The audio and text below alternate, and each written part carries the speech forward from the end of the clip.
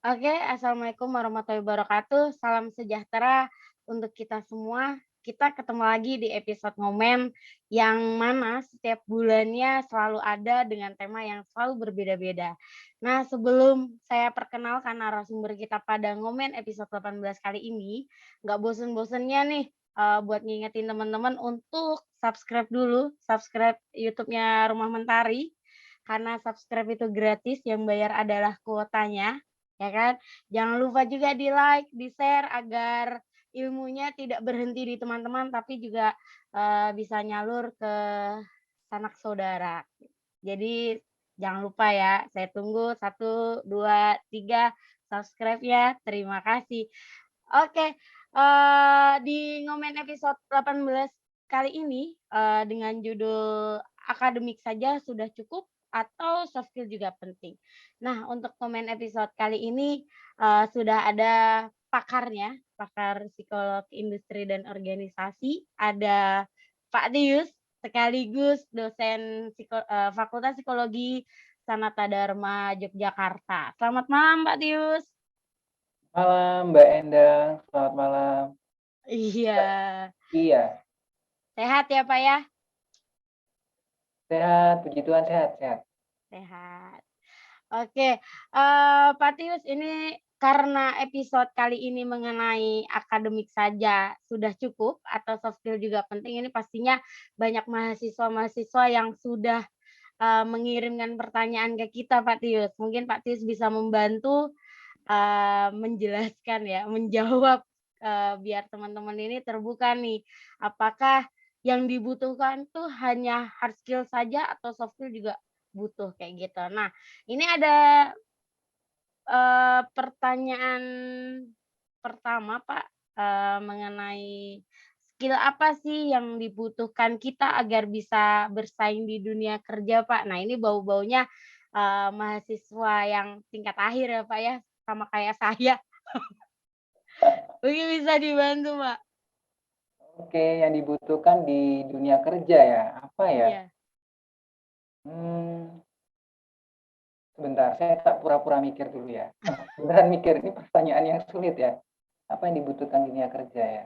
Hmm, ya yang terutama pastinya kalau kita ngomongin dunia kerja, itu kan sekarang persaingan ya. Dari dulu sih memang persaingan sampai sekarang pun apalagi di masa-masa pandemi kayak gini kan juga susah banget ya cari kerja gitu ya.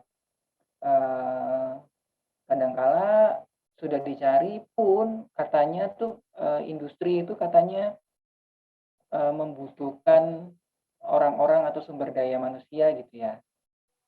Padahal di luar sana juga yang cari kerja juga banyak. Tapi kok kenapa ya masih dikatakan susah cari kerja gitu kan ya. Nah, kadang-kadang yang kebutuhan itu nggak serta-merta langsung dapat terpenuhi karena berbagai hal, misalnya kebutuhannya di dunia industri itu maksudnya di dunia pekerjaan ya. Saya bilang dunia industri, dunia pekerjaan. Meskipun nanti kalau mungkin juga dunia organisasi gitu ya, nggak mesti industri gitu ya. Eh, eh, kebutuhannya itu kan bermacam-macam ya. Bisa skill-nya, gitu ya, pengetahuannya, macam-macam. Ada kemampuan, apalagi sekarang ini di era COVID-19 tuh ya, kayaknya ada, kalau saya baca tuh ada pergeseran kebutuhan sebenarnya Mbak Mbak Endang, kebutuhan apa namanya, orang-orang yang dibutuhkan saat ini dibandingkan dulu, itu udah jauh beda banget gitu. Sebelum Covid tuh, kalau kita cerita tentang Covid ya, sebelum Covid itu kan, kalau saya kan ngajar gitu kan ya, yang dibutuhkan ya yang ngajar aja. Mana pernah kepikiran harus nge-Zoom kayak gini tuh nggak pernah. Harus bikin YouTube gitu kan, harus jadi YouTuber, nggak jadi YouTuber juga ya, bikin itu nggak pernah kepikiran. Tapi ternyata skill itu juga dibutuhkan saat ini gitu ya, gitu. Nah, dulu kan nggak pernah belajar ya, dulu nggak pernah belajar, terus bisa nggak ya? Ya, ternyata bisa juga gitu ya. Nah, kalau dilihat dari kebutuhannya tadi, sebenarnya apa yang dibutuhkan, eee, jadi perusahaan atau organisasi itu punya punya standar standar gitu. Nah, yang mau dicapai orang-orangnya seperti apa. Sama kayak ginilah, eee, teman-teman yang lagi pacaran gitu ya, penjajakan gitu sama pacarnya, pacaran terus lama, akhirnya, nggak jadi misalnya, gitu. Nah, perusahaan itu juga punya, apa ya, punya value-value-nya, punya punya, apa ya, budayanya. Nah, yang kira-kira ini, cocok nggak ya dengan si, karyawan atau calon-calon karyawannya dia. Jadi kayak orang pacaran aja sebenarnya ya, "Oh, ini cocok nggak sih?" Gitu kan ya. "Oh, ini, aku tipenya begini, kamu tipenya gimana? Ah, kalau kalau tipenya kayak gini nih, nggak cocok sama aku," gitu. "Ya udah kalau gitu kita sampai sekian aja," gitu ya. Misalnya kayak gitu, "Nggak cocok." Atau, "Oh, nggak cocok." Nah, maka itu yang bikin jadi, kebutuhannya ada, tapi, eee, apa namanya, sumber dayanya juga ada, kebutuhannya ada, sumber dayanya juga banyak gitu, tapi nggak pernah ketemu gitu loh. Karena ya mungkin nggak cocok aja kebutuhannya di lapangan seperti apa. Nah, kalau ngomongin tentang itu, kita nanti ngomongin tentang, apa ya, kompetensi-kompetensi yang dibutuhkan gitu ya, yang di ini seperti apa. Kurasa itu aja sih masalahnya, jadi nggak usah takut kalau misalnya nggak dapat kerjaan atau apa, dapat pastilah. Jadi semua dibutuhkan, cuman masalahnya cocok nggak cocok aja sih menurutku sih. Nah, cocok nggak cocoknya itu nanti kita lihat kompetensinya apa aja gitu kan. Oke, Kayak jadi kayak orang pacaran, orang cari jodoh gitu kan ya. Saya udah pacaran 10 tahun misalnya, 10 tahun nggak jadi juga misalnya. Baru setahun pacaran terus jadi, ya nggak tahu kan, nggak tahu gitu kan. Bisa kayak gitu juga, gitu. kalau kalau untuk saat ini buat mahasiswa yang belum mencari kerja, lebih baik mengembangkan dirinya dulu ya, Pak, ya. Karena kan kita nggak tahu nih bisa masuk ke perusahaan yang kita inginkan atau enggak, kira-kira cocok atau enggak, itu kan, tergantung dengan perusahaannya, kurang lebih seperti itu ya, Pak, ya? Iya, saya rasa itu mengembangkan dirinya. Nah, kalau dia udah punya perusahaan inceran ya harusnya mulai belajar ya, perusahaan itu membutuhkan orang yang seperti apa. Kita bisa lihat sih sebenarnya di profil dari perusahaannya kan. Dan kalau misalnya aku misalnya mau di perusahaan yang, apa nih, terkenal BUMN yang, apa namanya, tugasnya adalah tentang, apa namanya, migas atau apa gitu ya, misalnya. Nah, kira-kira karakternya dia seperti apa? Kita bisa lihat sih sebenarnya Mbak Endang di, profil dari perusahaannya, berita-berita dengan perusahaannya, kira-kira perusahaan ini membutuhkan seperti apa? Apakah membutuhkan orang-orang yang punya daya saing yang tinggi, atau punya orang-orang yang punya kreativitas yang tinggi, dibutuhkan di situ, atau butuh orang yang punya, apa ya, integritas yang tinggi misalnya, gitu. Nah, itu yang kita bisa lihat sih dari profilnya. Nah, ibaratnya kalau kita punya demenan demenan apa sih, kalau kita punya gebetan gitu kan, kita punya gebetan, ini orangnya nih kayaknya suka musik ini nih. Wah, kita mulai lihat nih, pelajarin musik kayak gini, kayak gimana. Oh, kayaknya dia suka orang yang bisa masak. Wah, mulai itu belajar masak gitu kan. Nah, bagus kalau kita udah punya perusahaan inceran gitu ya, gitu. Yang yang kita ingin sana. Nah, kita pelajari. Tapi juga gini loh, Mbak Endang, menurut saya ya, nggak cuma dari perusahaan yang kemudian yang memaksa, apa ya, yang memaksa satu pihak gitu ya. Jadi itu kan ibaratnya tuh kayak, orang pacaran gitu ya. Kalau satunya ngomong nggak cocok, ya satunya ngomong cocok, ya tetap nggak bisa jalan. Artinya, kita juga bisa loh memilih artinya yang sesuai dengan diriku. Aku tuh orangnya modelnya kayak gini, maka aku akan mencari perusahaan yang ini. Contohnya, teman-teman yang ada di LSM mungkin dia punya kepedulian terhadap misalnya kemanusiaan, lingkungan, ya nggak kan? Maka dia mencari mungkin orang-orang yang punya kepedulian ke sana juga akan mencari perusahaan-perusahaan yang peduli dengan itu. Misalnya, oh ini ada perusahaan yang peduli banget dengan lingkungannya misalnya, kemudian jiwanya kayaknya sosial,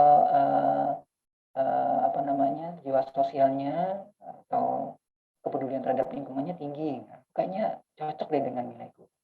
Tapi ada juga misalnya ditawarin misalnya perusahaannya gede segala macam gitu, tapi kalau kita lihat misalnya dia melihat kayaknya nggak sesuai denganku deh, aku tuh nggak cocok di perusahaan-perusahaan kayak gitu karena punya pengalaman atau background misalnya kayak gitu tuh perusahaannya merusak lingkungan, ya eksploitasi besar-besaran misalnya. Tapi ada juga yang nggak apa-apa, yang penting. Nah jadi menurut saya sih tergantung kitanya sih mau kayak gimana gitu kan, gitu. Gambarannya kayak gitu aja sih, kayak orang pacaran mau cari jodoh. Oke. Mungkin bisa diituin ya, Pak, kalau sekarang ini kan lebih ke yang penting saya keterima kerjaan tuh, Pak. Yang penting saya keterima kerjaan ah, mau cocok mau enggak, yang penting masuk kan kebanyakan seperti itu gitu. Nah mungkin, kalau kalau hal-hal yang begitu tuh yang gimana, Pak? Nah ini ya, yang penting keterima kerjaan. Iya Itu kalau misalnya ibarat mencari jodoh yang penting kawin kan. iya, padahal nggak cocok gitu. Gimana dong? Nah sekarang gini, orang itu kan kerja, misalnya tuh kalau jam kerja itu kan misalnya normal ya, maksudnya artinya kebanyakan orang gitu, itu kan, 5 hari kerja, 2 hari libur, atau 6 hari kerja, 1 hari libur. Maka waktu kerjanya itu 8 sampai 9 jam satu hari. Bayangin 8 sampai 9 jam seharian gitu. Terus kamu di rumah itu kalau 8 sampai 9 jam itu tuh kayaknya jadi kamu di rumah tuh tinggal berapa jam ya? Misalnya aku berangkat berangkat kerja jam jam berapa ya? Jam 7 gitu ya, karena masuk jam 8 ya, jam 7. Nggak mau telat dong gitu kan ya jaraknya. Tapi kalau di Jakarta kan pasti berangkatnya pagi banget ya, jam 5 atau ya taruhlah di Semarang gitu ya, atau di Jogja gitu ya jam 7. Terus sampai rumah karena selesainya adalah jam 3 jam 4 ya sampai rumah mungkin jam 5 jam 6. Sisanya buat makan, ketemuan sama keluarga sebentar, terus tidur. Besok pagi bangun lagi. Artinya lebih dari separuh hidupmu itu akan apa ya? Kamu habiskan di ini apa namanya? Di pekerjaan, lingkungan pekerjaanmu, ya enggak? Iya betul, Pak. Kalau tidur ya nggak dihitung, nggak tidur kan kita nggak aktif kan ya tidur gitu ya. Nah, hampir separuh habis di kerjaan. Nah, sekarang pertanyaannya apakah mau kalau misalnya separuh lebih dari hidupmu itu kamu merasa tidak nyaman karena kamu ya yang penting keterima kerja aja lah, yang penting kerja gitu. Bukan passionmu, bukan bukan hobimu, bukan minatmu, bukan kebanggaanmu untuk diterima kerja di sana. Ya menurut saya sih perlu kamu pertimbangkan lagi gitu ya. Harus dipikir-pikir lagi ya, Pak, ya? Nggak Perlu hanya dipertimbangkan lagi, karena iya. kayak tadi itu, kalau kamu ngerasa kamu nggak enjoy ya tapi yang penting juga sih, selama waktu menunggu harus mengembangkan tadi ya, mengembangkan skill-nya, mengembangkan kompetensinya, gitu-gitu. Oke, mungkin buat teman-teman di luar sana yang penting dapat kerja itu harus hati-hati lagi, seperti kata Pak Tius ya harus ditimbang-timbang dulu nih dari sisi kanan dan kiri, depan dan belakang, sesuai atau Iya, tidak, kayak gitu. Nah, kalau tidak kan sesuai ya jangan diambil daripada nanti, uangnya ada betul. tapi psikisnya kita yang tidak sehat, ya kan? Nah Kira penting banget kan, itu juga gini Mbak Endang, apa ya, kalau kita udah kerja, itu waktu kita buat kalau misalnya mau cari kerja itu udah nggak mungkin ada waktu, udah kerja seharian, kamu mau izin sama atasanmu apa? Pak saya mohon izin 1 hari izin mau cari kerja tempat lain. Ikut tes di tempat lain, susah gitu ya. Satu tahun itu 12 hari kerja kan untuk cutinya. Nah, bisa paling bisa kayak gitu doang. Izin-izin oh. sakit pura-pura gitu kan ya nggak mungkin kan ya, nanti kan harus ada surat dan segala macam. Jadi mendingan kalau nggak oke, tunggu ya sampai seberapanya ya kamu perlu bernegosiasi dengan dirimu punya target. Oke. Menurut saya sih pengalaman orang beda-beda kan. Iya betul, Pak. Mungkin sebelum kita bahas terlalu jauh nih, Pak, mungkin dari Pak Tis ada hal yang bisa di-share ke kita, Pak, mengenai soft skill, Pak? Mengenai apa maaf? Mengenai soft skill, Pak? Oh soft skill ya. Oh ya oke. Iya. Maaf ya ini udah mulai mendekati hujan biasanya di sini jadinya suaranya agak nggak kedengeran gitu. Ya kita ngomongin tentang soft skill ya soft skill. Nah sebelum ngomongin soft skill kita ngomongin kompetensi dulu sih. Waktu jadi gini di psikologi itu kan teman-teman terkenal dengan konsep tes psikologi kan, ya nggak? Betul, Pak. Iya. Psikologi itu kamu kenal banget pasti kan ada tes bakat lah, siapa yang belum pernah tes psikologi? Mungkin kebanyakan yang teman-teman yang mahasiswa tuh udah ini kan ya, udah pernah dites lah, minimal mau masuk kuliah gitu kan dia ada tesnya gitu kan ya. Nah ada tes bakat segala macem. Nah ini ya kalau di dunia kerja kita lihat sebenarnya gitu kan, meskipun sekarang itu lagi jaya-jayanya tes psikologi banyak banget gitu ya. Ternyata menurut seorang psikolog yang namanya McLellan tuh, ternyata tidak cukup tes psikologi itu untuk memprediksi kesuksesan. Jadi, kalau tes psikologinya bagus, itu sebenarnya bisa jadi loh di lapangan itu kinerjanya juga nggak bagus gitu. Iya, kinerjanya belum tentu kinerjanya bagus gitu ya.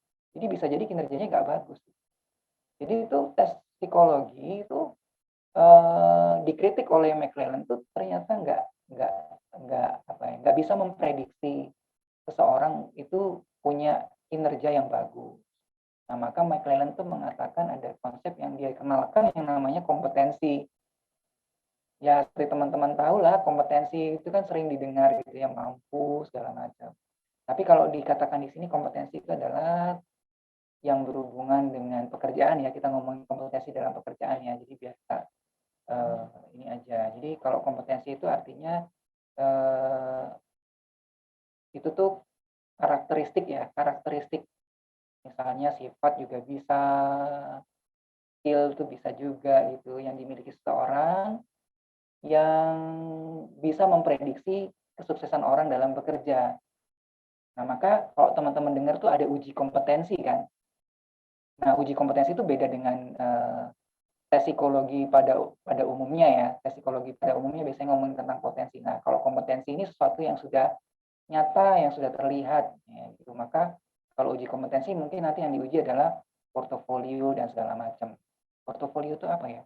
Kayak pengalaman kerja kamu, kemudian karya kamu, misalnya kalau kamu seorang desainer, kamu pernah bikin desain apa aja gitu kan, kayak gitu contohnya kayak gitu.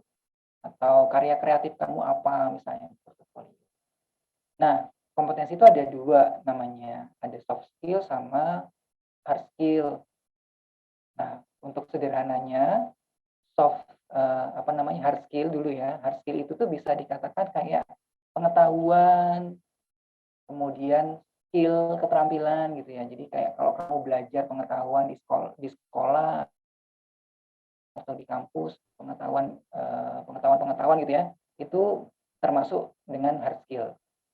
Kalau kamu belajar tentang keterampilan tertentu, misalnya, contohnya gampangnya aja mengendarai mobil gitu ya, nyetir mobil, nah itu hard skill karena ya memindahkan persneling gitu kan ya, itu hard skill. Nah, berikutnya ada juga yang namanya soft skill. Soft skill itu seperti sikap gitu ya, karakteristik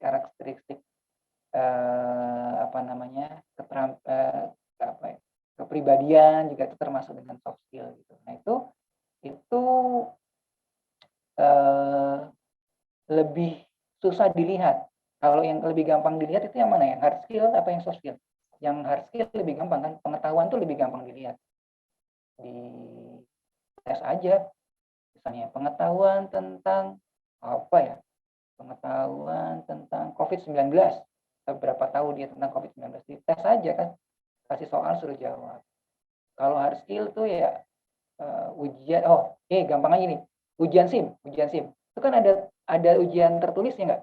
Iya, ada, Dulu Pak. SIM-nya Mbak Endang dulu nembak apa Oh, tidak jalur? dong, Pak. Oh, Asli. asli Uji. ya.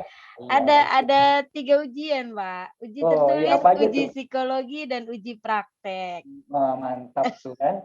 Ada kan satu pertama tuh Iya. ujian tertulis tuh teori-teori dulu kan, Iya, rambu-rambu betul, itu Pak. apa gitu kan. Kalau ini tandanya apa segala macam. Nah, itu sama sih kalau yang itu yang namanya eh, hard skill ya, pengetahuan, pengetahuan gitu. Terus ada juga nanti yang hard skill itu keterampilan ya. Kalau naik motor tuh zigzag. Woi, ada nggak ya tesnya sekarang zigzag? Aku nggak inget ya. Ada, Pak. Masih ada kan? Mobil pun ada, Pak. Apa? Mobil Mobil pun ada. Naik mobil masa sampai turun. zigzag juga kayaknya Enggak, enggak maksudnya ya? kayak naik turun, Oh, iya iya tikungan iya. yang agak Ya. tajam gitu, Pak. Oh. Ditanjakan nggak boleh rem tangan gitu kan? Gimana coba? Itu kan sampai viral ya di Twitter gitu kan, katanya ujiannya di tempat kita lebih susah Iya, dibandingkan di luar negeri gitu ya. Gitu. Karena memang medannya lebih susah, apalagi di Semarang kan nanjak terus gitu kan ya. Susah. Nah, itu masuknya hard skill karena keterampilannya dia gitu. Itu kelihatan, bisa kelihatan kan, bisa kelihatan langsung. Yang lebih sulit tuh yang soft skill. Soft skill itu gitu ya. Soft skill itu ya karakteristik kepribadian segala macam itu. Misalnya apa ya, misalnya eh, analytical thinking gitu kan ya. Sesuatu yang nggak bisa kelihatan tapi ada kompetensinya gitu muncul. Kemampuan berpikir kritis misalnya gitu. Ada gitu. Terus apalagi ya soft skill juga itu. Eh, leadership juga ya, Pak ya? Leadership salah satunya juga gitu, salah satu. Bisa nanti bisa dibagi macam-macam sih, yang bisa yang soft skill kayak gimana, yang hard skill kayak gimana. Nah, ada kayak gitu. Jadi, nah dua-duanya sebenarnya ini berkontribusi dalam kesuksesan seseorang dalam bekerja atau meniti karirnya dia. Tapi yang mana nih yang lebih berkontribusi, hard skill atau soft skill yang menurut Endang? Kalau sesuai dengan, kalau, sampai saat ini ya, Pak, mendengar penjelasannya Pak Tius mungkin kayak masih 50-50 sih, Pak. Masih 50-50 ya ya? Iya, kayaknya karena kalau, soft skill tidak diimbangin dengan hard skill kan kayak pengetahuannya kayak jomplang gitu, atau gimana, Iya, Pak? iya benar-benar, ya betul, ya ya betul. Memang dua-duanya dibutuhkan, tetapi ada nih penelitian yang membahas itu, katanya hasil penelitian itu mengatakan ternyata soft skill itu lebih berperan dominan daripada hard skill. Mmm, Jadi hard skill tuh bisa ganti-ganti gitu kan ya. Hard skill itu bisa ganti-ganti. Teknologi kalau kemarin itu adalah misalnya jadi seorang guru tuh bagaimana membuat eh, rancangan pembelajaran gitu kan. Nah, sekarang udah ganti lagi mungkin misalnya. Dulu gimana bisa mengajar menggunakan materi misalnya pakai PowerPoint gitu kan. Sekarang udah ganti lagi harus pakai Zoom, media interaktif lagi yang lain yang lebih hidup. Itu hard skill. Nah, soft skillnya harus misalnya kreativitasnya dia, adaptasi terhadap teknologi, ya soft skill kan, kemampuan adaptasi terhadap teknologi gitu ya. Jadi nggak panik gitu, ini gimana gitu. Itu tuh juga penting banget gitu. Jadi uh, dari penelitian yang ada itu katanya soft skill itu lebih dominan daripada hard skill gitu. Begitu Mbak Endang. Penjelasan saya ini nggak ya? Nyangkut nggak ya? nyangkut, Pak, nyangkut, Pak, nyangkut. Oke. Oke, di akhir penjelasan Pak Tius tadi, soft skill itu lebih penting ya, Pak, sesuai dengan pertanyaan teman-teman nih, Pak, ada yang nanya, kenapa sih soft skill itu dianggap penting? Padahal kan hard skill-nya juga sama pentingnya gitu, kenapa harus soft skill-nya dulu gitu? Oh, kenapa kok harus soft skill-nya dulu Iya gitu? betul, kenapa harus soft skill-nya dulu yang apa ya, Pak, dilatih dibanding dengan hard skill-nya? Mungkin kurang Oh, lebih seperti itu pertanyaannya. iya sih. Ya kalau saat ini yang relevan adalah memang soft skill ya, yang paling relevan, untuk berperan gitu ya. Karena misalnya salah satunya misalnya adalah contoh aja deh, eee, soft skill-nya adalah kemampuan beradaptasi yang tadi saya bilang gitu ya. Bagaimana dia, sebagaimana dia mampu secara fleksibel menghadapi perubahan, ya, misalnya kayak gitu. Nah, itu kan penting banget saat sekarang ini. Kita nggak tahu apa yang kita pelajarin yang kemarin-kemarin itu, tiba-tiba di situasi pandemi ini, di situasi VUCA gini gitu ya, situasi yang nggak terprediksi itu tiba-tiba tuh muncul gitu ya, kebutuhan-kebutuhan hard skill yang lain yang baru, yang sama sekali nggak pernah dipikirkan. Ada teman yang HRD itu ya, cerita sama saya, kami sudah berusaha untuk tidak merekrut orang lagi karena memang saat ini perusahaan sedang bertahan, karena situasinya nggak jelas mau kayak gimana, merekrut orang nggak mungkin untuk membiayai gitu ya. Dan, ada satu rumah sakit swasta gitu ya, mungkin ada banyak rumah sakit yang waktu situasi pandemi awal-awal gitu ya, itu tuh sampai dia memberhentikan, eee, seluruh karyawan kontraknya. Jadi karena, orang itu mau datang ke rumah sakit itu takut, bener nggak? Karena Betul. Covid tuh orang, "Nggak usah deh, yang penting sakit-sakit dikit tahan-tahan aja," gitu ya, "tahan-tahan dulu lah, nggak berani ke rumah sakit," gitu kan. Orang kalau bisa diobatin sendiri aja gitu ya, didoain aja nanti kan sembuh gitu kan. Misalnya kayak gitu. Orang orang takut ke, apa namanya, ke rumah sakit gitu. Nah, ya teman-teman HRD saya itu jadi dia ya apa yang dia, dari perusahaan memutuskan misalnya, "Ya udah kamu mengerjakan sesuatu yang lain, merangkap pekerjaan yang lain." Teman saya HRD misalnya, nggak pernah kepikiran sama dia kemudian dia diproduksi, di bagian produksi. Nggak pernah saya belajar, saya nggak tahu nih bagian cetak segala macam atau apa nih, nggak ngerti ini. Tapi mau nggak mau harus belajar gitu. Nah, soft skill ini tadi yang contohnya tadi, misalnya tadi kemampuan untuk beradaptasi gitu ya, itu tuh kayak menjadi roda penggeraknya kita untuk kita kemudian mencari skill baru dan beradaptasi dan belajar lagi sesuatu yang baru gitu kan. Karena memang juga soft skill ini, lebih sulit ya Endang dibentuk daripada hard skill ya. Kalau hard skill itu kan dipelajari aja lah, kamu nggak tahu misalnya tentang rambu-rambu, kamu baca, cari di internet, kemudian pelajari, dihafalin gitu kan. Terus kalau kamu, eee apa namanya, main, eee, desain desain grafis gitu ya, kamu nggak tahu caranya menggunakan Photoshop. Photoshop ketinggalan kali ya, ada yang yang baru zaman saya Photoshop. Kalau yang sekarang saya nggak tahu deh, editing misalnya, editing video gitu kan, nggak tahu gitu cara-caranya. Ya nggak apa-apa, kamu bisa cari di internet, di YouTube banyak kan tutorialnya kan, ya nggak? Tapi, eee, sense untuk, misalnya mencari informasi, kira-kira, "Oh aku mencari informasi, aku butuh informasi ini ya," gitu ya. Itu tuh soft skill gitu. "Oh aku butuh kata kunci yang ini deh. Oh, aku harus mencari ke sana deh. Kalau gini berarti aku mengaitkan dengan ini, mencari sini."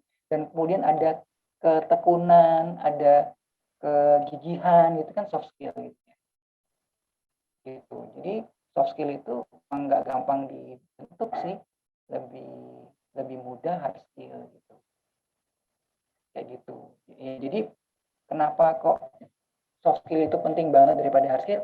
Ya sebenarnya dua-duanya penting, tetapi memang soft skill itu memang lebih sulit dibentuk gitu loh, daripada hard skill. IPK Kalau orang teman ya iya, ya, lanjut dulu Pak, lanjut dulu. IPK teman-teman mahasiswa bisa lebih tinggi, tetapi kenapa ya kok di pekerjaan ternyata nggak sukses-sukses juga? Yang biasa-biasa aja, yang kemarin hampir nggak lulus, malah justru yang lebih sukses. Iya kan?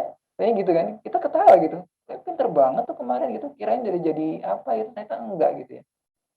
Nah mungkin lupa yang dikembangkan sebagai mahasiswa cuman bagian tadi pengetahuan doang gitu loh. Tapi dia lupa sebenarnya waktu kamu jadi mahasiswa, waktu kita jadi mahasiswa, itu soft skill kita tuh juga dibentuk gitu loh.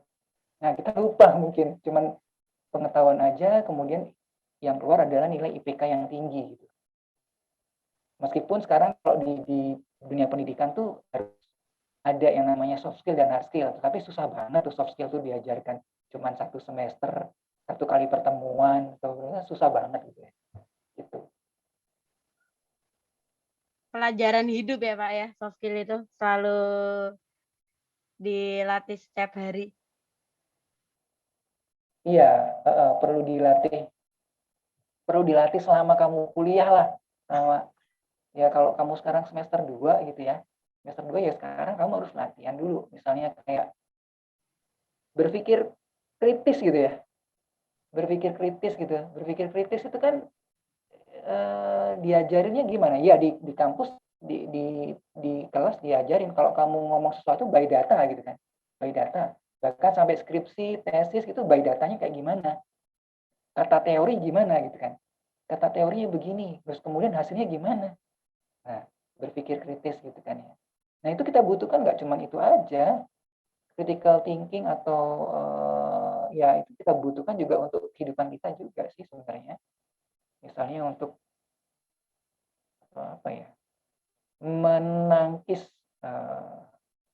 hoax gitu kan ya. Kan banyak tuh sekarang banjir informasi, kemakan apa berita-berita bohong lah gitu, terprovokasi gitu kan. Saya sering lihat berita tuh mahasiswa ikut apa gitu kan ya. Ya, wah ini udah baca belum ya informasinya gitu ya. Nah, kalau kita mengembangkan soft skill kita gitu dari apa namanya?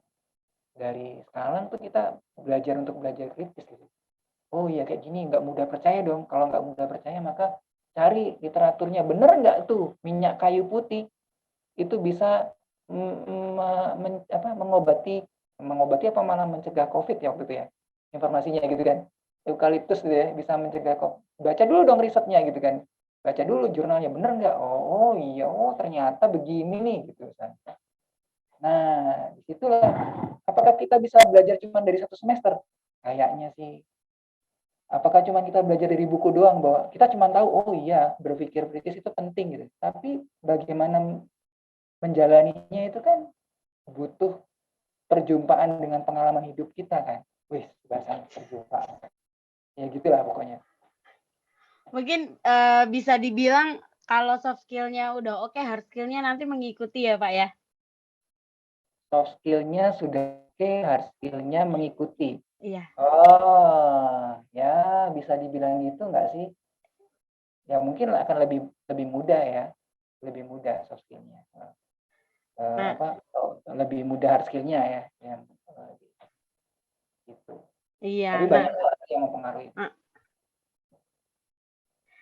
Kayak saya suruh suruh suruh saya tuh apa ya, ikut kursus organ, ikut kursus piano sampai berapa tahun gitu ya. Ya nggak jalan-jalan juga gitu. Nggak berkembang-kembang.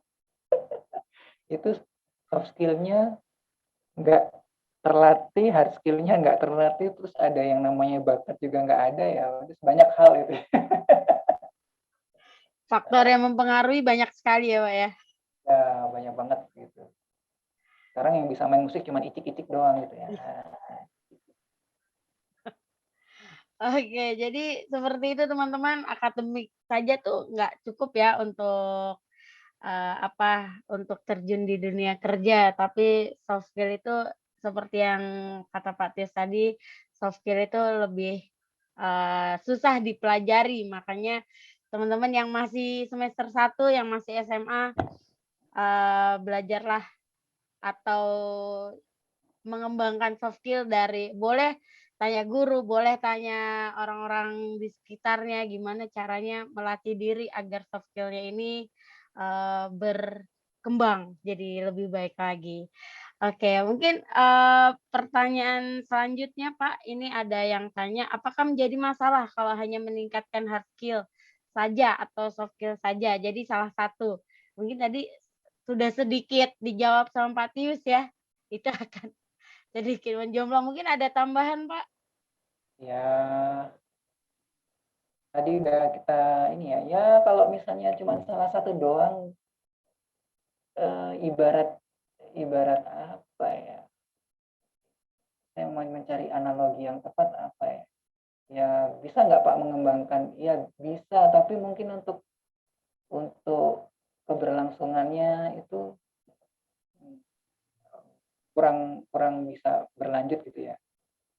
Kayak contohnya tadi misalnya kamu,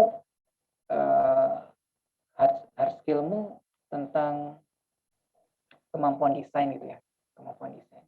Tapi tanpa diimbangi dengan soft skill, misalnya kreativitas, kemampuan berpikir, out of the box gitu ya.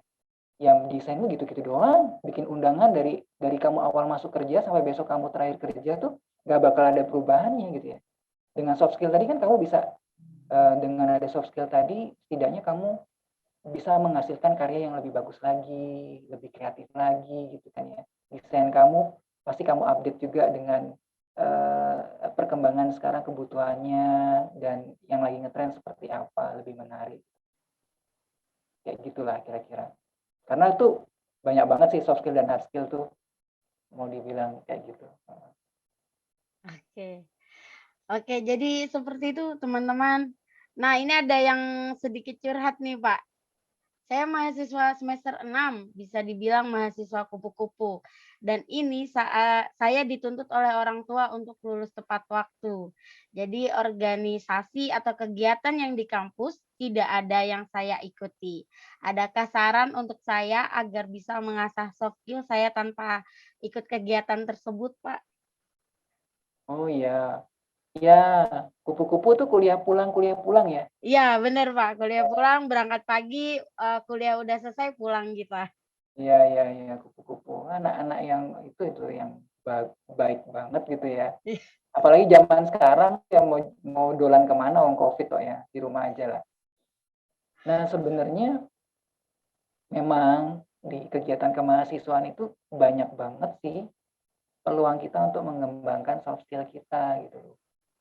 Banyak banget sebenarnya, meluangkan apa namanya, mengembangkan soft skill kita. Mungkin yang dikatakan soft skill itu nggak cuma leadership ya, atau teamwork, tapi sesuatu yang lain juga kayak saya bilang tadi, critical thinking gitu tuh. Itu tuh sesuatu yang soft skill gitu yang perlu dikembangkan.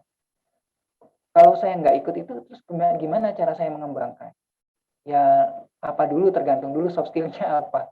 Kalau soft skill-nya critical thinking ya berarti belajar belajar berdiskusi misalnya dengan orang-orang yang lain gitu, terus melihat informasi dengan kritis gitu. Misalnya kalau kalau, ada berita seperti ini kemudian kamu cari di media, itu benar nggak beritanya seperti ini, cari jurnalnya gitu, cari risetnya, terus benar nggak misalnya pemerintah ngomong kayak gini, benar nggak misalnya DPR ngomong kayak gini, misalnya kayak gitu kayak gitu. Nah itu berlatih berlatih. Itu apakah perlu di organisasi kemahasiswaan? Kayaknya enggak. Itu kita sendiri bisa. Jadi tergantung soft skill apa yang mau kamu uh, kembangkan. Misalnya kayak resiliensi misalnya, daya tahan gitu ya. Dapat tugas sulit dari dosenmu gitu ya. Kamu berusaha mengerjakan dengan semaksimal mungkin upayanya gitu ya, itu nggak perlu ikut kegiatan kemahasiswaan ya gitu kan, tapi kamu bisa, wah aku dapat tugas kayak gini susah gitu ya, oh, aku cari di YouTube nggak ketemu, aku cari di Google nggak ketemu, jurnal buka berapa nggak ketemu kata kuncinya, aku harus berkorespondensi dengan siapa gitu. Nah itu juga bisa, tergantung soft skillnya mau apa gitu. Di rumah, bahkan kalau bangun pagi harus membersihkan tempat tidur, menata tempat tidur gitu ya, buang sampah pada tempatnya, nyuci piring, bantuin masak, itu juga soft skill gitu kan ya, melatih soft skill kamu gitu. Gitu. Ya, bagaimana pengaturan waktu kamu, itu kan belajar banyak. Jadi nggak usah takut gitu tentang apa namanya, kalau kamu apa namanya nggak nggak boleh apa namanya keluyuran atau ikut kegiatan kemahasiswaan gitu.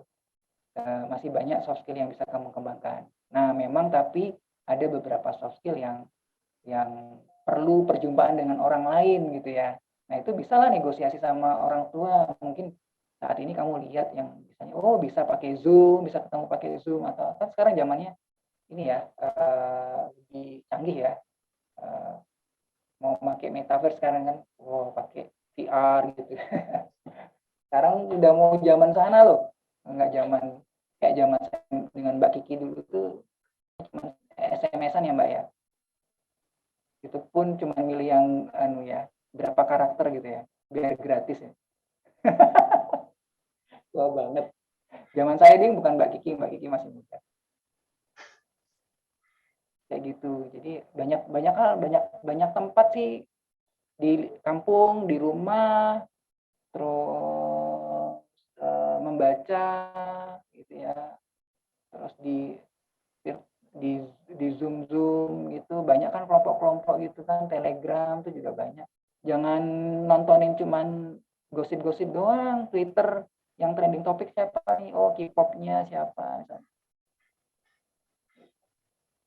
Tapi itu Oke, juga soft skill sih, ya soft kan? skill soft skill apa, Pak? Hah? Mencari Soft skill, berita hoax. update, selalu update.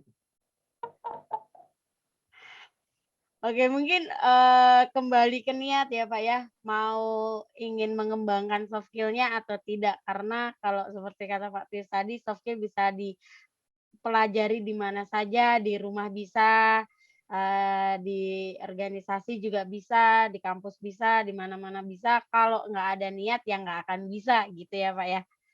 Ya, Ya yang kembali yang ke situ dulu. yang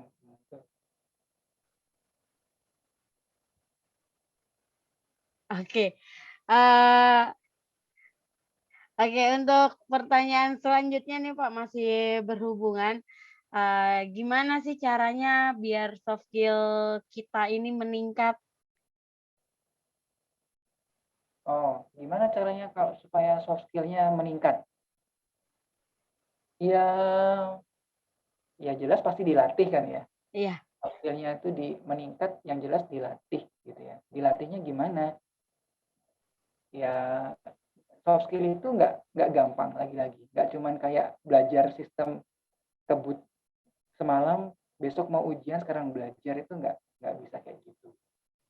Soft skill itu butuh dikembangkan terus gitu menghadapi situasi. Misalnya ya, contohnya ya, uh, apa ya yang gampangnya? Oh, misalnya kita mau mengembangkan kemampuan soft skill-nya kita itu adalah misalnya problem solving ya, pemecahan masalah ya kan? Kan tuh banyak banget tuh pemecahan masalah. Nah, setiap kita menghadapi suatu permasalahan, kita kan pasti akan merespon. Biasanya polanya itu cenderung sama, Mbak Endang. Polanya itu ya ada yang tipenya kalau menghadapi masalah, kalau di psikologi itu kan ada kalau orangnya mau fight atau mau flight gitu ya. Orangnya terbang, menghindar menghadapi masalah atau menghadapi masalah gitu ya. Itu. Nah, biasanya kalau sudah terpola itu tuh biasanya orangnya tipe-tipe orang yang menghindar menghadapi masalah ya besok kalau menghadapi masalah lagi bakalan menghindar lagi gitu. Itu kan itu nanti bakal ditanya misalnya kalau di interview tuh ditanyain tuh coba ceritakan pengalaman kamu ketika kamu menghadapi masalah, terus apa yang kamu lakukan? Oh iya, aku kayak gini, terus ngadepin masalah ya? Iya, terus gimana masalahnya apa? Gini-gini, terus apa yang kamu lakukan? Ya, saya daripada berantem, mending saya apa namanya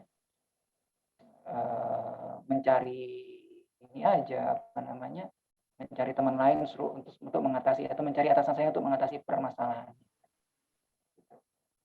Ya udahlah saya simpan aja lah, nggak apa-apa, yang penting pekerjaannya beres. Ya tipe-tipenya kan model-model kayak gitu. Nah, nah kalau kita mau mengembangkan soft skill kita, misalnya aku ingin menjadi orang yang menghadapi misalnya permasalahan itu tipe-tipe orang yang fight gitu ya, akan berjuang menghadapi permasalahan, mencoba mencari informasi segala macam ya. Kita belajar, nggak cuma dari satu pengalaman. Saat ini misalnya masalahnya adalah masalah di apa namanya, di tugas kuliah. Besok kan ketemu lagi permasalahan di rumah. Kan permasalahan banyak banget, bangun tidur aja kita menghadapi permasalahan gitu kan. Atau pengambilan keputusan gitu ya, kayaknya kok aku susah banget yang ngambil keputusan, nggak bisa cepet gitu. Tapi kok kayaknya ngambil keputusan kok sering banget salah gitu kan ya. Kan banyak banget kita menghadapi situasi atau permasalahan dan kita harus mengambil keputusan misalnya. Bangun tidur aja kita harus mengambil keputusan mau melangkah pakai kaki kiri atau kaki kanan gitu. Kan banyak banget. Jadi soft skill itu saya rasa perlu dikembangkan sepanjang pengalaman dan kita ciptakan. Kalau kita misalnya kita nggak, misalnya nih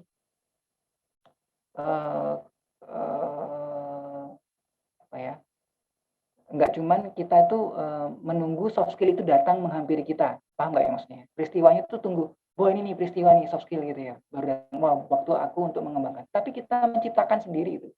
Ini waktuku untuk belajar tentang soft skill ini, gitu. Misalnya berusaha, oh misalnya ada permasalahan kerja tim misalnya gitu ya, oh belajar berusaha, oh ya gimana caranya menghandle orang-orang yang lebih tua dariku misalnya, ya menawarkan diri, boleh nggak kalau aku di tim yang ini aja, boleh nggak kalau aku di tim yang itu. Jadi menghampiri kesempatan-kesempatan yang ada, bukan nunggu peluang, nunggu kesempatan, tapi mencoba menciptakan juga gitu loh, belajar gitu. Kalau di kampus kan banyak banget ya peluang itu ya. Ya nggak sih? Betul, Pak, betul. Kalau di kampus banyak banget gitu ya, rasa. Oke, ini Kak Kiki raise hand, Pak. Mungkin Kak Kiki ingin bertanya. Mungkin Kak Kiki bisa open mic, Kak. Oke, sebenarnya dari yang tadi kedengeran nggak suaranya? Kedengeran kan ya? Kedengeran. Dari yang tadi Pak Tius jelaskan tuh ya, menarik banget. Tadi kan Pak Tius sempat membahas atau menyentil sedikit tentang VR. Endang tahu VR kan? Ya. Iya, iya. Oke, VR virtual reality Mungkin ya. bisa dijelaskan Pak Tius, ya? sedikit Kak Kiki, apa itu Kak Kiki? Nggak semua orang mungkin tahu. Ya, biar Pak Tius aja yang jelasin. Jadi kan Pak Tius yang memulai loh. Jadi kan tadi sempat dibahas tentang VR gitu kan.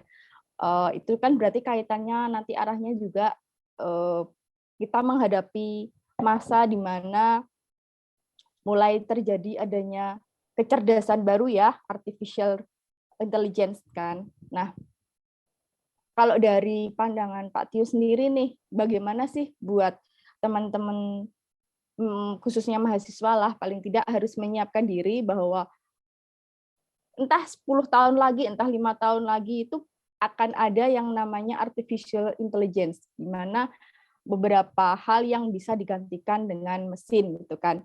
Nah, bagaimana sih sebagai SDM atau sebagai calon karyawan misalnya, ketika nanti teman-teman mahasiswa siap untuk terjun di lapangan bekerja,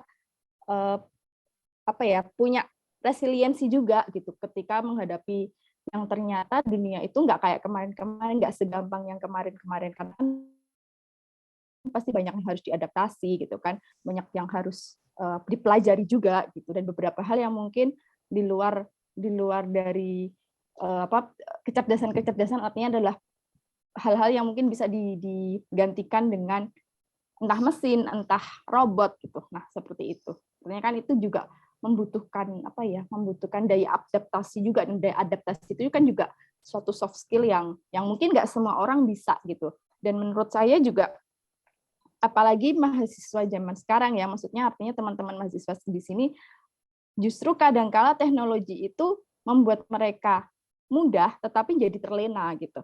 Jadi kadangkala kan teknologi itu memudahkan kita, tapi justru membuat kita terlena, jadi keenakan, nggak daya juangnya ya, kalau menurut saya itu tidak se oke zamannya Pak Tius, zamannya Bu Okta gitu loh, yang mau struggle untuk menghadapi suatu tantangan. Nah, gimana sih kalau dari kacamata Pak Tius menghadapi kedepannya, menghadapi artificial intelligence ini?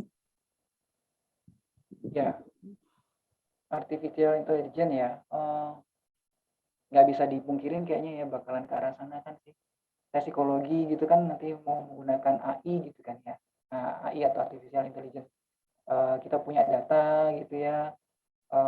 Gampang aja tes psikologi gitu makin lama bukan makin nggak akurat, tetapi besok karena pakai AI dia akan makin akurat karena dia bisa menghitung ketepatannya. Kalau dia akan bergeser, saya nggak tahu orang teknik gitu ya, dengan bahasa-bahasa pemrograman dia bisa memprediksi nanti, oh ini orang ini bakal sukses kerjanya atau enggak gitu, gampangannya gitu kan. Dan kita yang tidak masuk dalam orang yang sukses nggak bakal keterima gitu kan untuk di situ karena si AI ini udah pintar banget gitu. Nah, gimana cara kita untuk untuk bisa ke sana gitu ya. Ya ini tantangan sih.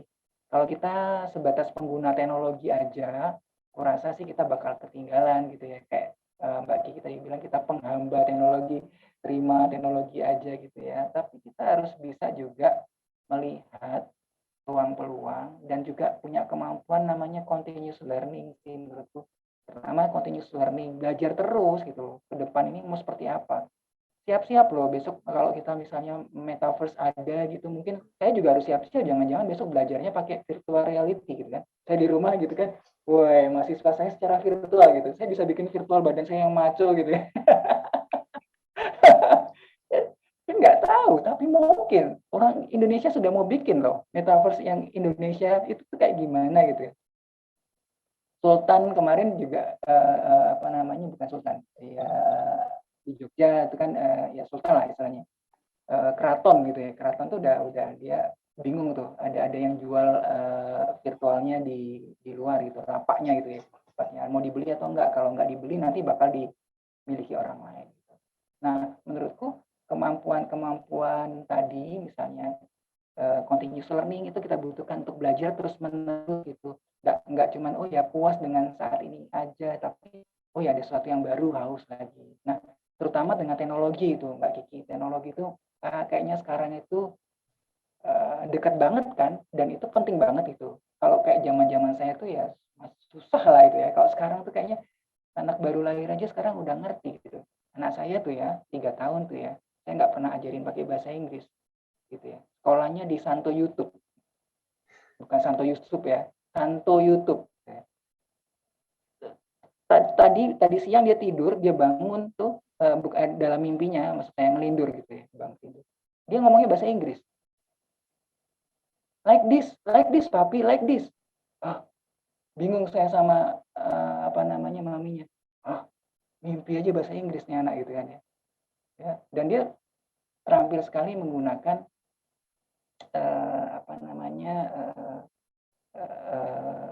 mengotak-atik HP misalnya gitu ya. Ya oke lah sekarang masih terlalu kecil untuk tapi kenyataannya tuh sekarang anak-anak tuh udah bisa begitu semua. Nah kemampuan tadi itu penting juga gitu ya. Karena begitu lahir sekarang sudah udah bisa gitu. Nggak usah diajarin. Sekarang kalau zaman saya dulu harus lihat buku kamus dulu ini artinya apa. Sekarang nggak usah, mereka udah bisa gitu. Lahir dan langsung bisa. Kemudian kemampuan untuk fleksibilitas ya, beradaptasi terhadap perubahan itu penting banget. Nggak bisa kita tuh ya aku maunya kayak gini, cuman kayak gini aja, nggak bisa. Itu tuh masih banyak kemungkinan di luar sana bisa jadi gitu. Pokoknya kayak gini, kalau nggak mau ya udah. Ya kalau nggak mau ya udah ya ditinggalin orang lain. Coba lihat sekarang berapa perusahaan yang tutup gitu kan karena pandemi COVID, kemudian nggak bisa beradaptasi dengan situasi. Ya kan? Ada beberapa toko retail besar gitu kan ya, kemudian sengaja tutup karena dia hitung-hitung ternyata nggak cocok bayarin karyawannya dia gitu ya, tutup. Terus ganti konsep, kayaknya aku mau ganti kayak Alfamart atau Indomaret lebih dekat ke rumah gitu kan, nggak yang jauh-jauh lagi gitu, kayak gitu. Nah, jadi dua tiga hal itu tadi menurutku sih penting sekali. Teknologi itu memang harus sangat dikuasai, belajar continuous learning, belajar terus menerus karena kedepannya memang kita nggak tahu teknologinya berkembang seperti apa lagi, dan flexibility dan adaptasi tadi juga penting untuk kita bisa oh ya, harus belajar, oh HRD sekarang udah nggak dibutuhkan lagi, semua pakai AI semua, sekarang pindah ke bagian marketing. Wah, baru marketing berapa bulan, oh udah orang jual udah pakai AI udah lebih lama. Udahlah, sekarang mau ngapain kamu? Ya aku harus bisa apa lagi yang lain.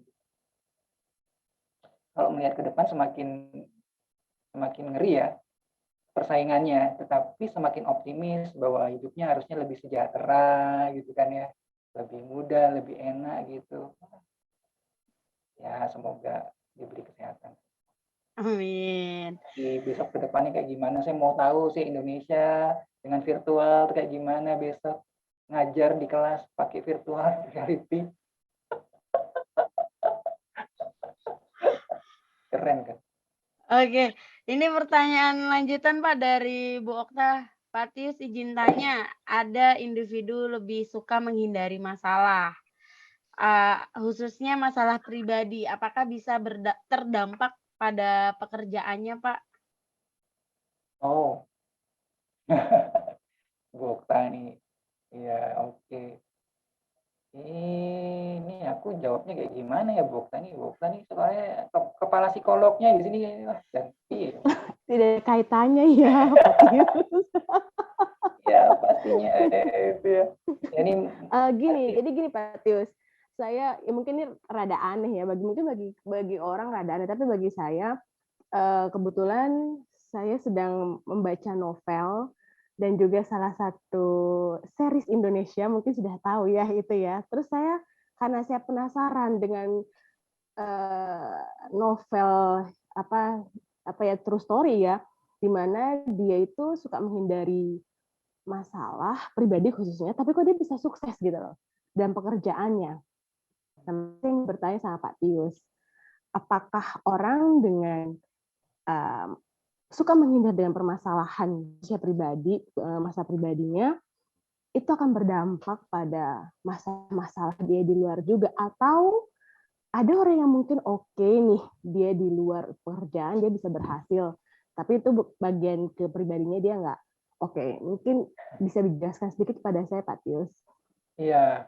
Iya, kalau misalnya dikatakan bisa nggak kayak gitu, ternyata ada kan ya. Berarti mungkin bisa gitu ya. Tapi gini lah, ini ngomongin tentang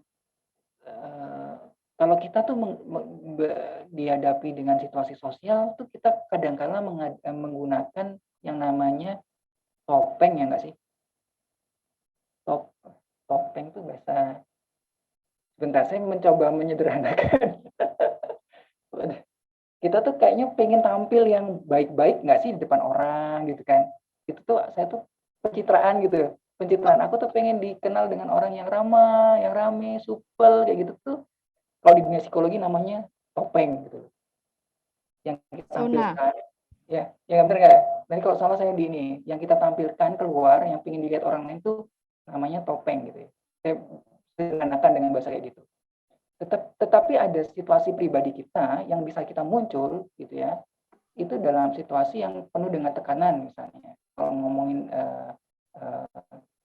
teman-teman misalnya, kok kenapa ya ada orang yang misalnya kok kelihatannya ramah banget, tapi ketika dia penuh dengan tekanan, stresor gitu, situasinya bakal keluarnya lain gitu. Kok jadi tipenya marah-marah, tadinya ramah segala macam, tapi begitu dalam tekanan tuh marah-marah, jadinya orang semrawut gitu, asal ngomong, atau kepribadiannya dia tuh berbeda banget gitu. Pernah nggak menemukan orang kayak gitu? Mungkin pernah ya. Saya menampilkan orang yang kayak gimana gitu ya dalam situasi sosial, dengan tetangga saya, dengan teman-teman saya, dengan dosen saya. Tapi dalam situasi yang aslinya saya tuh nggak kayak gitu. Karena tuh kita berusaha memenuhi tuntutan-tuntutan sosial, normatif, ada yang gitu kan, orang yang baik itu kayak gimana, itu tuh berusaha kayak gitu. Nggak, Indonesia gitu kan, nggak gampang untuk mengabaikan itu gitu ya. Original aja aku pikir jadi original gitu ya, jadi original aja nggak original banget gitu ya. Bisa karena dipengaruhi orang lain. Oh, ada yang tetangganya kecelakaan gitu atau apa, tidak mengunjungi gitu ya, karena memang nggak sempat, nggak ada waktu, pun nanti dirasani oleh tetangga kiri kanan gitu kan. Nah, maka dia harus menampilkan jadi orang yang, oh gimana, perhatian, segala macam. Nah, tapi dalam satu situasi aslinya belum tentu begitu. Jadi yang mungkin aja menurut saya bisa jadi kayak gitu. Tapi orang yang seperti itu seberapa dia akan akan mengeluarkan energi yang besar banget sih. Aku menampilkan sesuatu yang baik di depan orang, tapi sebenarnya aku tuh nggak gitu. Aku misalnya, coba contoh ya, aku orang yang introvert, pendiam. Aku orang yang pendiam. Tapi aku mencoba di sosial, di pesta, di pertemuan tuh aku jadi rame, jadi ramah banget. Ya lo apa kabar gitu. Tapi aslinya aku pendiam gitu. Bisa. Tapi seberapa energinya itu yang dihabiskan untuk itu. Pulang-pulang dia dari situ dia lemes, Mbak.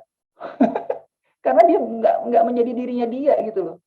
Nah, kembali ke pertanyaannya Mbak Okta tadi, apakah bisa? Bisa, tapi dia butuh energi yang kayak gimana ya, seberapa besar gitu ya, yang sangat bertentangan gitu ya, lari dari masalah. Tapi kalau di pekerjaan kan pastinya dia harus menghadapi masalah gitu ya. Gimana sih orang bisa maju kalau dia nggak pernah menghadapi masalah gitu ya. Nah, masalah pribadi pasti akan mencerminkan bagaimana cara dia mengatasi permasalahan-permasalahannya dia di tempat kerja. Kalau di dalam drama apa namanya, sinetron Jepang atau Korea gitu kan ada misalnya sekretaris atau apa gitu. Di kerjaan dia sukses banget, di kehidupan pribadinya dia berantakan banget.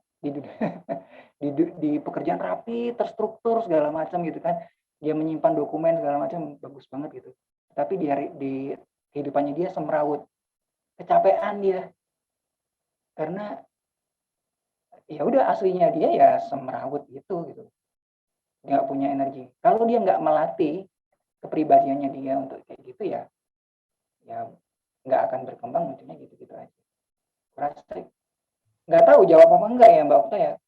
Dan mungkin tambah pusing kali ya. Kejawab kok Pak Tius. Ya, kayaknya gitu sih kalau pendapat saya sih. Kalau berdasarkan drama Korea atau drama Jepang yang saya tonton sih Mbak, itu bukan dasar. Jangan drama Korea terlalu jauh Pak Tius. Sekarang lagi marak-maraknya tuh di TV sebelah. Apa tuh? Nanti tak kasih tahu. Oh gitu ya, TV coba. Udah lama saya rekening TV-nya nggak dibayar. Oke, terima kasih Pak Tius. Gitu ya emang harus update. Salah satunya itu harus update nih. Saya terbukti kurang update memang hal-hal kayak gitu. Oke Pak, kita lanjut ke pertanyaan selanjutnya ya Pak, karena ini sepertinya sudah mulai malam. Kalau saya ndelewer kemana-mana, ndelewer ki bahasa Indonesia nih apa ya? Ndelewer. Dikasih tahu ya. Iya Pak. Ini ada yang curhat lagi Pak. Saya seorang karyawan di PT X baru 2 bulan. Sampai saat ini saya belum betah. Beberapa kali saya resign karena tidak betah di tempat kerja.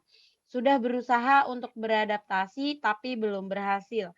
Apa yang harus saya lakukan agar bisa betah dan tidak dikatakan kutu loncat Pak? Mungkin lebih ke melatih soft skill mengenai adaptasi Pak ini. Iya sih. Pertanyaan yang pertama, dia pengen kerja apa enggak? Itu harus ditanyakan dulu. Jadi jangan sampai tuh kita tuh, oke, kamu habis SMA mau apa? Kuliah. Habis kuliah mau apa? Kerja. Habis kerja mau apa? Nikah. Sebenarnya banyak pilihan. Aku habis SMA nggak perlu kuliah juga nggak apa-apa kan? Bisa. Aku habis kuliah nggak perlu kerja juga bisa. Ya kan?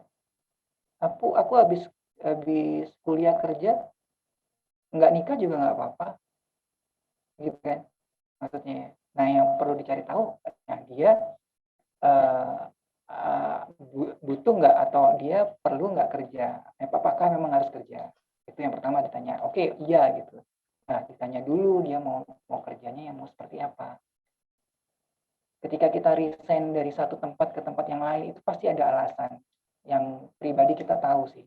Entah misalnya alasan misalnya gajinya nggak cukup buat kita ngerasa nggak puas dengan gajinya, nggak puas dengan relasi dengan teman-teman kerjanya, nggak puas dengan situasi kerjanya, jam kerjanya, nggak puas dengan atasannya misalnya. Apa yang menyebabkan itu? Gitu ya. Nggak cocok dengan jenis pekerjaannya. Oke, kalau nggak cocok dengan jenis pekerjaannya, kamu jangan ngelamar pekerjaan yang sama terus dong. Kalau kamu nggak berminat, maksudnya nggak berminat pekerjaannya.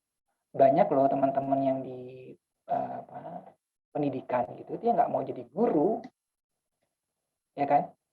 Banyak loh teman-teman yang di perawat itu yang nggak mau jadi perawat gitu, pendidikannya perawat. Boleh nggak? Boleh aja gitu kan ya. Nah terus perlu jadi, kamu harus jadi itu nggak gitu ya. Nah perlu ditanyakan dulu apa sih yang nggak puas gitu ya. Ya kalau nggak puas berarti harusnya dihadapin. Itu bakal ketemu lagi di tempat kerja yang lama. Percayalah, kalau itu nggak kamu selesaikan, nggak dihadapin, kok saya percaya kamu bakal ngadepin lagi. Misalnya nih, bertemu nggak cocok dengan atasan gitu, terus kamu resign, keluar, nggak cocok. Besok kalau itu nggak kamu selesaikan, maksudnya nggak selesaikan, diatasi dengan baik, besok kalau kamu pindah lagi, karena kamu lari gitu dari permasalahan itu, bakal muncul lagi deh, percaya deh, permasalahan itu muncul lagi. Artinya tuh kita tuh belum belum lulus gitu loh. Di kompetensi yang itu tuh, kalau kita ngomongin kompetensi itu tuh belum lulus gitu loh. Kamu bakal naik ke kompetensi berikutnya kalau kamu udah menyelesaikan yang ini. Kayak gitu. Ibaratnya, misalnya, kok aku nggak cocok sama pacarku tuh ketemu dengan situasi kayak gini ya, kemarin tuh kayak gini ya. Besok ketemunya kayak gitu lagi. Ketemunya kayak gitu lagi. Kok tipenya mirip-mirip ya, gagalnya pasti karena gini. Gagalnya karena kayak gini. Ya, coba dilihat lagi. Apa jangan itu yang, tapi kan banyak faktor ya. Saya menyederhanakan cara berpikirnya aja sih. Jadi harus evaluasi diri dulu ya Pak ya, apa yang membuat Ya. nggak betah di tempat tersebut. Iya, ya setidaknya kalau mau keluar dengan baik-baik lah, masuk baik-baik, keluarnya baik-baik artinya kamu belajar sesuatu, sudah di sana kamu dapat sesuatu. Jadi kalau ditanyain sama HRD, kamu mengerjakan proyek atau apa, belajar apa di sana? Oh, aku belajar proyek ini, saya mengerjakan ini, saya belajar tentang ini, saya mengerjakan ini. Bukti portofolionya ada. Gitu. Jangan sampai kita tuh mau ngomong bahwa, oh kamu kerja di sini ya? Oh iya Pak, loh kamu kenapa kok ngomongnya kayak gitu? Ya malu, mau mengakui bahwa dia pernah kerja di situ dan terlibat dalam pekerjaan itu pun malu gitu. Anu ya, bisa terjadi loh. Orang mau, karena dia ngerasa dia gagal di situ, atau ngerasa dia enggak. Tapi setidaknya kalaupun dia ngerasa gagal, apa yang kamu pelajari dari kegagalan itu kan kamu dapatkan. Bahasa bijaksananya gitu, tapi memang nggak semudah itu sih. Oke, ini mungkin Kak Kiki mau menambahkan Kak atau bertanya, silakan. Iya, lebih ke bertanya lagi juga sih sebenarnya, karena gini, nyangkut dari pertanyaan Kak Endang tadi, ngomongin tentang putu loncat. Nah, sebenarnya ada nggak sih Pak, kalau misalnya standar waktu lah, paling tidak berapa lama kita harus bertahan di satu pekerjaan sebelum kita pindah ke pekerjaan berikutnya yang sekiranya nanti di CV itu nggak kelihatan kelihatan banget ke loncat-loncat gitu loh. Ada nggak jenjang waktu atau dalam batas waktu tertentu minimal kita bertahan di satu tempat atau di satu perusahaan itu berapa lama gitu. Mungkin kan dari situ kita juga belajar beradaptasinya kan. Jadi kalau misalnya ditulis 1 bulan kan mungkin 1 bulan itu juga sebenarnya kita masih percobaannya aja belum selesai lah istilahnya seperti itu. Nah kalau dari pandangan Pak Tiu sendiri yang juga berkecimpung di dunia industri gitu ya, ada pengalaman sebagai HRD juga, kira-kira kalau dari penilaian HRD itu berapa lama sih sebenarnya waktu yang minimalnya gitu dia dikatakan bahwa di satu posisi itu. Ya, susah banget ya kayak gitu tuh, nggak ada ya sekarang standarnya. Berapa lama itu nggak ada. Dalam penelitian yang terbaru juga, generasi milenial itu generasi yang sering loncat-loncat memang. Jadi ya baru 1 tahun pindah sampai 1, 2, 3 tahun itu sering loncatnya gitu. Mereka meloncat nggak cuma karena nggak betah, tapi mau mendapatkan karir yang lebih tinggi gitu. Kesempatan dan peluang yang lebih tinggi gitu. Ya gaji udah dapat tinggi atau segala macam tinggi, tapi dia pengen mencoba suatu hal yang baru juga bisa dia loncat. Generasi milenial begitu. Jadi apa ya? Kalau mengatakan berapa lama, kalau saya sih punya patokan mungkin ya, pribadi gitu ya. Ya kalau mau keluar ya pertama kamu masih kamu ada sesuatu yang belum kamu selesaikan atau enggak. Misalnya nih, kamu mengerjakan suatu proyek. Sayang dong kalau kita cuma di awal doang gitu ya. Padahal kita ada kesempatan untuk menyelesaikan proyek itu sampai akhir. Dan itu memang nggak terlalu lama dan kamu kira-kira masih cukup bisa bersabar untuk menyelesaikan proyek itu. Dan itu kan bisa jadi portofolio. Menurut aku penting di situ. Jadi misalnya kamu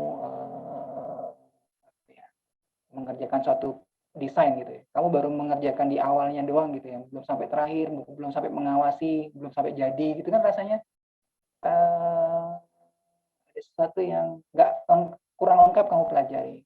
Nah, jadi ketika kamu memutuskan untuk keluar atau enggak, kamu refleksikan dalam dirimu, kamu udah belajar apa di situ. Mungkin kamu nggak dapat kesempatan di tempat yang lain untuk belajar itu gitu. Di tempat yang saat ini gitu ya.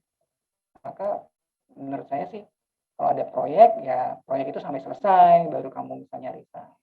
Ya kalau misalnya dari segi waktu itu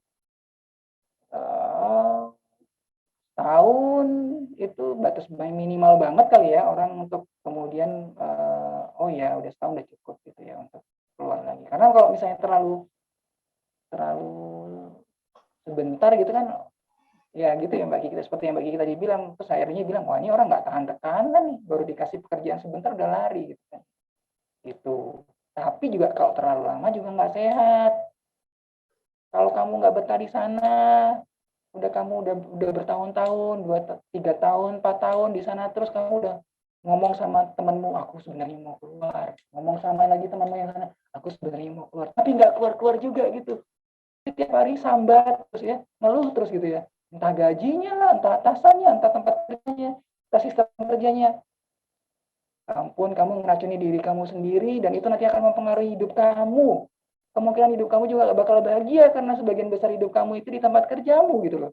Nah, jadi lebih baik keluar cari tempat lain yang buat kamu lebih bahagia menurutku sih. Daripada kamu keracunan misalnya ibaratnya bayi dalam itu makan ketubannya sendiri gitu keracunan gitu. Dia nularin ibunya juga sakit, orang-orang yang di sekitarnya dia juga jadi sakit. Nggak cuma kamu yang stres, ternyata pasangan kamu stres, orang tua juga stres karena kamu nggak bahagia gitu kan. Orang tua paling juga nanya kamu gimana pekerjaan yang sekarang, kamu seneng apa enggak gitu.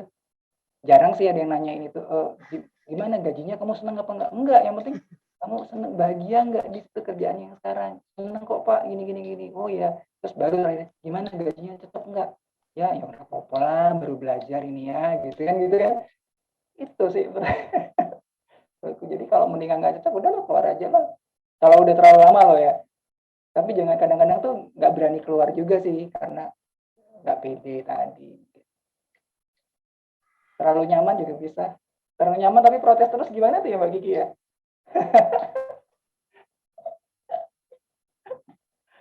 Ya gitu. Kayaknya Oke. gitu, Mbak. Gimana Kak Kiki, ada tambahan lagi? Sudah cukup. Jadi paling tidak teman-teman yang menyaksikan YouTube kita nanti adalah gambaran. Jadi bukan berarti ketika mengatakan tidak nyaman terus baru sebulan gitu kan. Istilahnya kan seperti tadi Pak Tius juga apa yang menganalogikan bekerja itu kayak orang pacaran ya sebenarnya. Jadi jangan sampai baru juga kenal gitu kan, belum benar-benar yang mengenal lebih dekat gitu, udahan aja deh gitu kan. Siapa tahu memang sambil berjalannya waktu, sambil kita mengenal lebih jauh, oh iya ternyata ini cocok gitu. Jadi setuju sih sebenarnya kalau dalam waktu paling tidak setahun lah. Ini kan sama aja ketika kita setahun sudah mengenal seseorang kan juga sudah tahu karakternya dia, apakah dia cocok sama kita atau tidak. Itu kan ya Pak Tisya. Ya minimal setahun itu dapat 12 hari cuti dan bisa buat melamar kerja tempat lain. Nah, bisa dimanfaatkan. Yang izin terus bolos diam-diam gitu, itu nggak oke. Oke, terima kasih Pak Tius untuk jawabannya. Semoga membantu teman-teman di luar sana. Untuk pertanyaan terakhir nih Pak Tius sebelum kita tutup, kalau IPK bagus tapi nggak pernah ikut kegiatan, apakah bakal susah dapat kerjaan, Pak? Nah, ini kebanyakan teman-teman yang lebih mengejar IPK tinggi nih, Pak, Iya, iya. dibanding dengan mengasah soft skill-nya. Gimana, Pak? IPK tinggi itu juga penting sih buat berkompetisi secara administratif.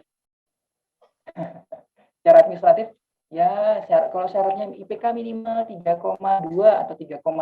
Oh, jadi IPK sekarang berapa ya? 3,0 mungkin ada ya gitu ya. 3,0 paling, Pak. Saya sama-sama kamu kuliahnya di UGM, di Undip, apa di Unika gitu ya. Terus diurutin lah IPK-nya, paling gampang kan kalau ada 1000 pelamar ya paling gampang kan diurutin apa namanya IPK-nya gitu kan ya. Yang dicari kan pasti orang-orang yang IPK-nya yang tinggi gitu, orang pasti pengen dapet gitu. Nah, kamu masuk di peringkat yang termasuk yang dipanggil untuk ke tahap berikutnya atau apa enggak gitu. Jadi IPK tinggi itu penting juga, jangan dibilang nggak penting gitu kan ya. Terus kerjanya itu IPK tinggi penting juga, apalagi ditambah dengan kompetensi soft skill yang tinggi juga. Wah, itu udah dicari pasti ya. Kamu nggak usah nyari kerja tuh. Tiba-tiba dosenmu udah telepon gitu ya. Gimana lulus ini mau rencananya mau gimana?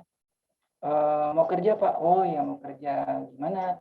Mau kerja di mana segala macam gitu ya. Oh, kamu kira kamu bakal ditawarin kerjaan gitu ya sama dosenmu. Ternyata enggak. Kalau di sini aja gimana? Nah, ternyata dia aja tertarik gitu loh. Enggak usah ini atau enggak.